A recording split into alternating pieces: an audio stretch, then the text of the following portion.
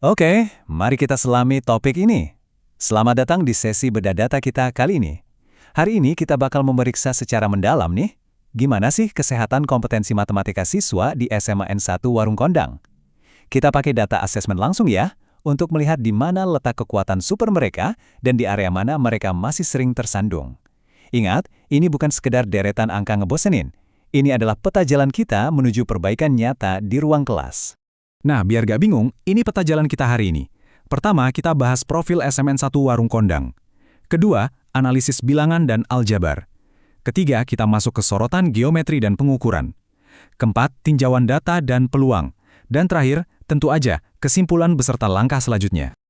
Oke, langsung aja kita masuk ke bagian 1, profil SMA N1 Warung Kondang, menetapkan garis dasar. 245.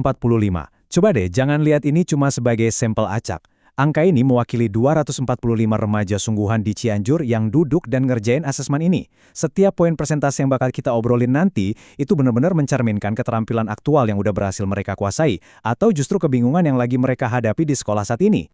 Kalau kita lihat gambaran makronya, SMN1 Warung Kondang ini sebenarnya keren loh. Mereka konsisten mengungguli rata-rata Kabupaten Cianjur di hampir semua elemen.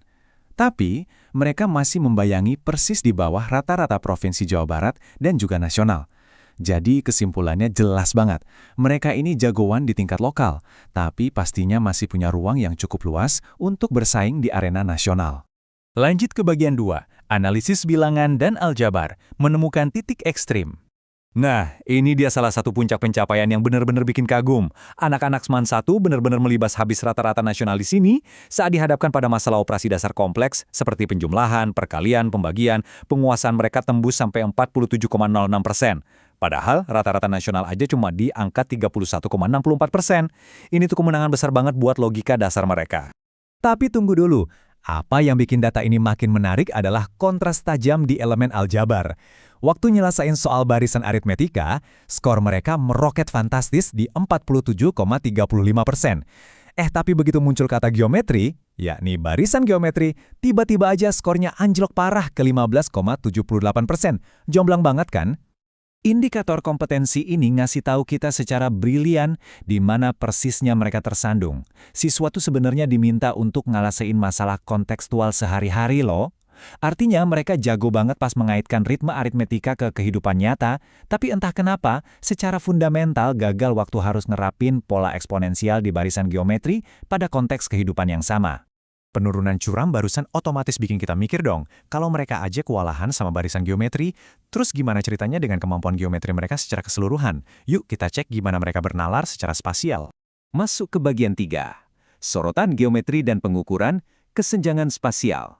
Ini ibarat dua dunia yang berbeda.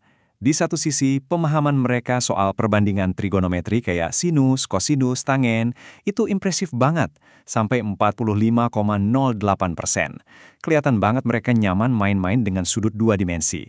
Tapi, pas disuruh menghitung volume bangun ruang 3 dimensi, penguasaan mereka langsung terjun bebas ke angka 17,23%. Jujur aja, ngitung volume 3 dimensi ini benar-benar jadi titik terendah yang krusial buat mereka. Dengan skor 17,23% tadi, mereka bukan cuma jauh tertinggal dari rata-rata nasional yang 22,26%, tapi bahkan kalah dari rata-rata sekolah lain di tingkat kabupaten yang bisa tembus 26,52%. Sinyal bahaya nih buat penalaran ruang mereka. Bagian 4, tinjauan data dan peluang. Gimana sih mereka berurusan sama statistik dan probabilitas?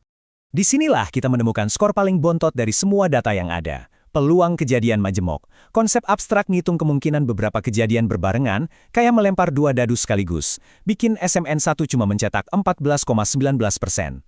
Memang sih secara nasional ini susah banget, rata-rata cuma 14,78%. Tapi tetap aja, ini area buta yang butuh perhatian khusus.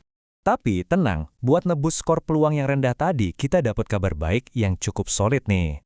Waktu masuk ke data ukuran pemusatan, seperti ngitung rata-rata, median, dan modus, mereka berhasil meraih 37,12%. Ini ngebuktiin kalau dihadapkan sama data yang sifatnya tunggal, konkret, dan bisa dihitung langsung, kemampuan analisis anak-anak kita ini sebenarnya jalan banget. Terakhir, bagian 5, kesimpulan dan langkah selanjutnya. Saatnya kita bergerak maju. Jadi, poin krusialnya adalah begini.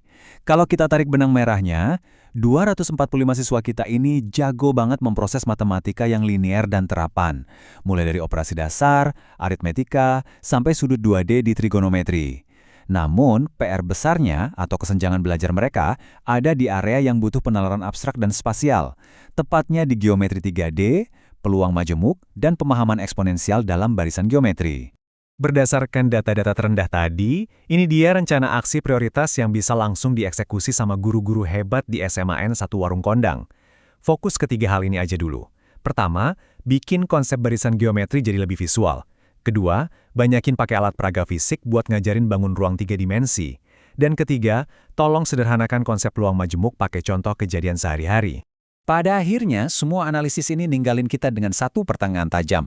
Buat Anda, para guru, pembuat kebijakan lokal, atau orang tua di rumah, gimana caranya kita menyulap data ini jadi strategi nyata di kelas besok pagi?